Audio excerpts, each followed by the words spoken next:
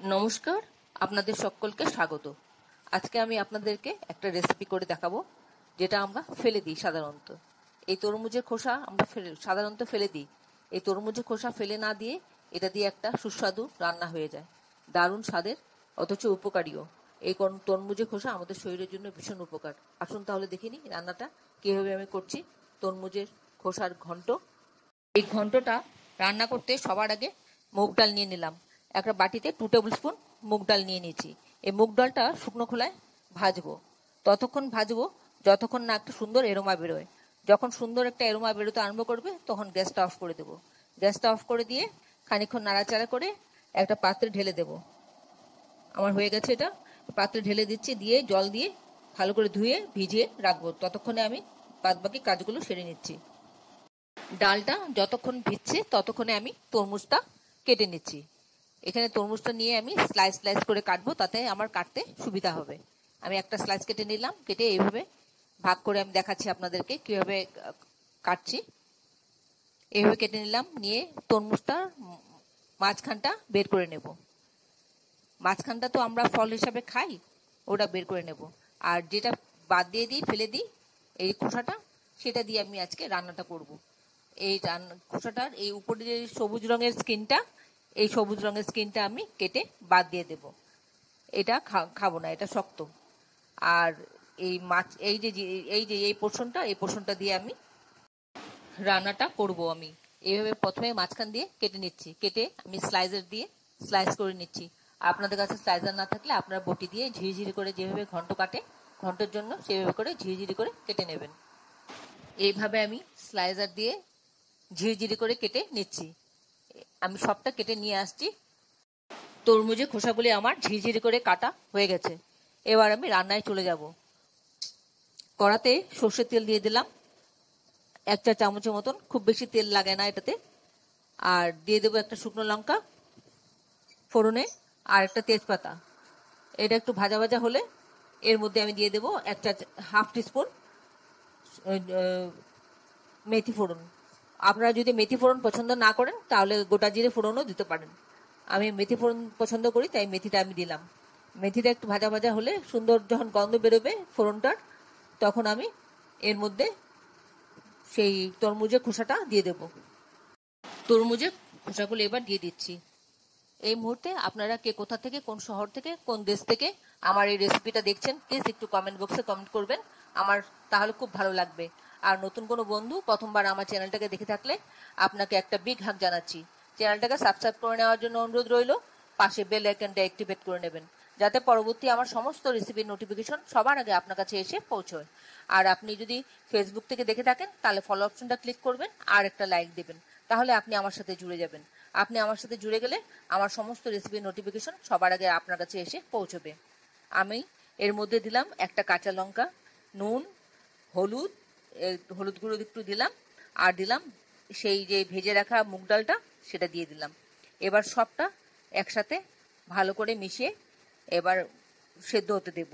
আমি এর মধ্যে কোনো চিনি বা মিষ্টি কোনো রকম কোনো কিছু দেব না কিন্তু, কারণ এটা ইটসেলফ নিজেই মিষ্টি খোসাটা, তাই চিনি আর দেওয়ার কোনো প্রশ্ন আসে না। এবার ভালো করে মিশিয়ে নিচ্ছি, সবটা মিশিয়ে নিয়ে একটু ঢাকা দিয়ে রাখবো। খানিকক্ষণ ঢাকা দিয়ে এটা সেদ্ধ হতে দেব। সেদ্ধ হওয়া পর্যন্ত আমি অপেক্ষা করছি।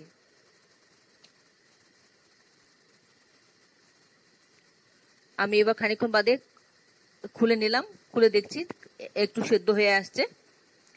আপনারা যারা এখনো পর্যন্ত আমার চ্যানেলটাকে সাবস্ক্রাইব করেননি, ঝটপট সাবস্ক্রাইব করে নিন। আপনাদেরকে আমাদের মাঝে দেখতে পেলে আমাদের ভীষণ ভালো লাগবে। আমি এভাবে সবটা ভালো করে নেড়ে চেড়ে দিচ্ছি বারে বারে, আবার ঢাকা দিয়ে দেব।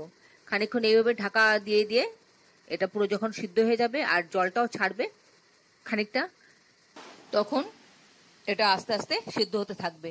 আমি এবার এখানে সামান্য একটু জল অ্যাড করলাম, কারণ একদম শুকিয়ে গেছিল, জলটা বেরিয়েছিল সেটা শুকিয়ে গেছিল, তাই সামান্য একটু জল দিলাম, যে বাকিটা আর একটু সিদ্ধ হবে তার জন্য। এইভাবে একটা ফেলে দেওয়া জিনিস দিয়ে এত সুন্দর তরকারি একটা হয়, আর না করলে, না খেলে একদম বুঝতে পারবেন না। একবার অবশ্যই আপনারা করে খেয়ে দেখবেন কেমন লাগে খেতে। তরমুজের মধ্যে যেমন অনেক গুণ আছে, এই খোসার মধ্যেও তেমনি একই গুণ খোসার মধ্যেও আছে। তাই খোসাটাকে না ফেলে একটা খেয়ে যদি নেওয়া যায়, আর তরমুজ তো যা দাম, তা খানিকটা টাকাও উসুল হয়ে যায়, একটা সবজিও হলো, খাওয়াও হলো, শরীরের জন্য উপকারও হলো, সব মিলিয়ে। আপনাদের যদি আর আমার এই রেসিপিটা সম্পর্কে কোনো মতামত থাকে, সেটা আপনারা কমেন্টসে জানাতে ভুলবেন না। আমি আপনাদের কমেন্টসের উত্তর দিয়ে দেব।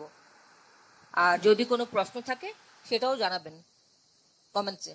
একবার এইভাবে করে খাবেন, দেখবেন আর কোনোদিনও তরমুজের খোসা ফেলবেন না। সবসময় এটা কাজে লাগাবার চেষ্টা করবেন। তরমুজের খোসা দিয়ে শুধু তরকারি খাই তাই তা নয়, এ দিয়ে আরো অনেক কিছু খাবার তৈরি হয়, টুটি ফুটি তৈরি হয়, আরো অন্যান্য কিছুও তৈরি হয়। এইভাবে সবাই এই তরমুজের খোসাটাকে কাজে লাগাবার চেষ্টা করে। যদি আপনাদের আমার এই রেসিপিটা ভালো লেগে থাকে, তাহলে বন্ধুদের সাথে অনেক অনেক শেয়ার করবেন আর একটা লাইক দেবেন, তাহলে বুঝতে পারবো যে আপনাদের ভালো লেগেছে। আর যদি ভালো না লেগে থাকে তাহলে ডিসলাইকও দিতে পারেন, তাতে কোনো সেটাও আমি জানতে পারবো যে আপনাদের আমার এই রেসিপিটা পছন্দ হয়নি। আমার এই রান্নাটা মোটামুটি হয়ে এসেছে।